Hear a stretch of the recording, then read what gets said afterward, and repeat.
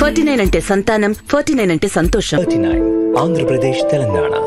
Padma Vibhushan award వచ్చిందని తెలిసిన క్షణం నిజంగా ఏం మాట్లాడాలో, ఎలా రియాక్ట్ అవ్వాలో తెలియని పరిస్థితి.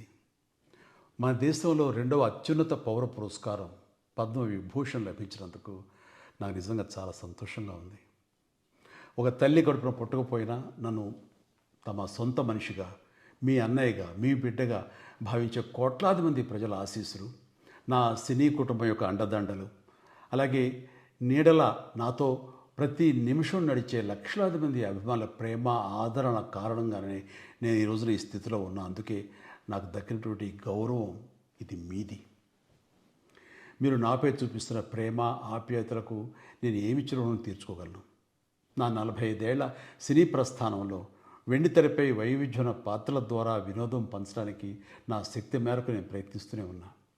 నిజ జీవితంలో కూడా నా చుట్టూ ఉన్న ఈ సమాజంలో అవసరమైనప్పుడు నాకు చేతనైన సాయం చేస్తూనే ఉన్నా. కానీ మీరు నాపై చూపిస్తున్న కొండంత అభిమానానికి నేను ప్రతిగా ఇస్తున్నది గోరంతే. ఈ నిజం నాకు ప్రతి క్షణం గుర్తుకొస్తూనే ఉంటుంది, నన్ను బాధ్యతగా ముందుకు నడిపిస్తుంటుంది. నన్ను ఈ ప్రతిష్టాత్మకమైనటువంటి పద్మవిభూషణ్ అవార్డుకి ఎంపిక చేసిన భారత ప్రభుత్వానికి, గౌరవ ప్రధాని శ్రీ నరేంద్ర మోడీ గారికి నా హృదయపూర్వక కృతజ్ఞతలు. జై హింద్.